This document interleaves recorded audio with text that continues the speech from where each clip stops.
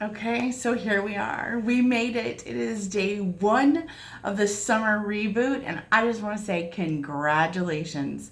This is a big deal. This is a big investment that you're making in you. This is a big investment that you're making in the rest of 2018, and I'm just super stoked for you. So, for some of you, it is 7 o'clock in the morning, or it's 5 o'clock, and it's still dark outside. But for some of us, we said we were going to be authentic, and it is almost midnight. And so you are kind of catching me again. We're just going to be real. So I'm going to come at you, whatever happens, whatever that looks like, because we have committed to ourselves to do a little bit of something every day for 30 days, whatever that takes. And one of the things I read actually in Rachel Hollis's new book, Girl, Wash Your Face, she said, we have to start learning to keep the commitments and promises to ourselves. So no matter what else is happening and what has brought me to this moment today, I'm not only keeping this commitment to myself, but I've made myself accountable to you. So here we are, day one, summer reboot. Challenges to share something that you are proud of. Now, here's what immediately comes to the table for me, and what I really thought that I was going to bring to the table was my children.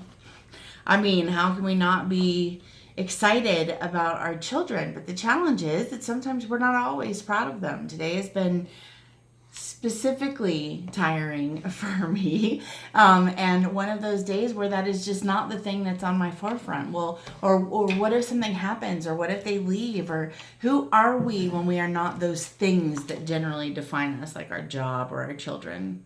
You know, Maya Angelou actually said that we delight in the beauty of the butterfly, but rarely admit the changes that it has gone through to achieve that beauty. So how did you become you, girl? What are the things that happened before we had those children or before we had those jobs? So during today's challenge, it is really important that we give ourselves permission to have joy and to remember the satisfaction that we had over a job well done, however small that might be. Maybe today we are just proud of the fact that we got here. That we put clothes on, that we opened this email at all, or that we made it to the second minute to actually figure out what this is all about. Sometimes that alone is worthy of celebration, and I know that there are folks out there telling me, amen, yes girl, I got up today. So today we're going to take out our journal, and we're going to or find a Post-it note or a napkin or the pen in the bottom of your purse or a Sharpie on your mirror, girl. Like, let's be real. It is time to celebrate something that we are proud of. So I went way backwards and I need to think about some stuff. I'm real ready to celebrate. That's exciting for me. But why? Why are we doing this? And why is it important? And how in the world is it going to make us better people? So look, here's the deal. Not only does it feel good, but it actually reinforces the behavior that we want to see happen in our life over the next 30 days. We're committed to doing something good and a little bit of something every day for 30 days. So what a better way to start than by getting our body ready for that feeling of success. We want to feel strong. We want to feel capable. We want to feel brave. Whatever it is that you're reaching for over these next 30 days. Let's kick ourselves off right by really just kind of, hey, I did this thing. Even if I was 3 when I did it, it matters in my life now. Besides, the Center for Emotional Resilience, yeah, I didn't know that was a thing either. But it says that people who foster positive emotions actually live longer and bring on the positive emotions. I would like to experience a little youth in my life. Can I get another amen? So Inc. magazine says that there are 3 exceptionally great benefits to having a celebration fest similar to the one that we're having right now. Number 1, it changes your mind and it strengthens your mindset. So frankly, it makes you feel incredible. Oh, look at that. Hey, we need to be doing some more celebration. We want arms that always look like that. So it's an endorphin rush. I mean, it just makes you feel great. But more importantly, when we don't celebrate, we're actually training our body to deplete itself of that fabulous feeling we get when we win something. So when we train our body to not celebrate and to not get excited and to not let that endorphin go and to be to not celebrate that we're doing the first day of the reboot, even though we are once again in a makeup deficit.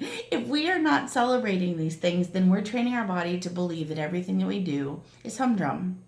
Everything that we do is lackluster. And frankly, when we lose that love and feeling over something, we lose our focus. And we are less likely to complete that goal. Oh, goodness. This is a fabulous thing we got going on behind me here. Is that scaring you guys? Let's just turn it off.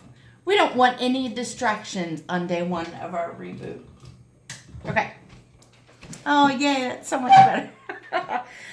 Okay, so number one, it makes you feel good. It's a total endorphin rush. And it also, again, we are depleting our body of that great feeling that we need in order to maintain something that I get asked about all the time. How do I stay motivated? Well, girlfriend, this is one of the things that we need to do in order to keep that motivation up. We've got to celebrate. We got to dance our way through life, no matter what it is that's going on in our world right now. I found a new flavor of LaCroix today. That's a celebration. Apricot LaCroix is my new favorite, and I'm super stoked about that. Number two, celebrating yourself is great, but celebrating with other people is better. So basically what they're saying is, as great as it feels to celebrate yourself, the fact that I get to do it with a whole bunch of you guys all at the same time, it only reinforces this endorphin rush that I'm having right now, and it really puts a stake in the ground as a reminder that we're doing something great. And not only are we doing something great, but I get to do it with great people. And when I celebrate and I get excited, that's supposed to be contagious. And at the height of when we are like celebrating at our maximum, man, people want to be with you. They want to not only celebrate with you, but they want to work with you. They want to join you. They want to join your business. They want to do business with you. They want to sit with you. They want to call you. They want to hang out with you again. So when we celebrate, we're in good shape. Besides, it might actually just make you feel like Wonder Woman. And I'm all about that. Number three, winning equals winning. There is no way around it. Celebration is attractive. We don't want to brag about it. We just want people to hear what we have to say, to get excited and to celebrate with us so that we can really forge that. Invite people to your party. Don't repel them. So listen, let's do it. We're going to make a list of 3 things that we are proud of today, and then we're going to find a way to celebrate them. So whether it's just crossing it off the list, or it is buying yourself a token of remembrance, or if it's going to the Let's Talk page and getting yourself a woohoo award by telling us how we can celebrate with you, we're going to do it. And I'm going backwards, and today I am celebrating 3 things. Number 1, I was 2 years old and I ran in front of my parents and I stole the microphone at a mega church and I started singing, I am a promise, I am a possibility. And I believe that that crazy moment in my life might actually have put me in front of this camera at my dining room table at 11 o'clock. So I'm going to celebrate that. Number 2, with my biological father, I won a blue ribbon at a dog show when I was in 2nd grade. I also won a poetry contest about a farrier when I was in 5th grade. I think that I could go on, and I'm excited about the fact that I'm starting to remember those things. So before I forget, I'm going to go grab my journal and I'm going to write them down. And I am going to anticipate the huge woo that I get to share with you when you bring it to the forefront. Congratulations on the first day of your challenge, and I will see you tomorrow on day 2.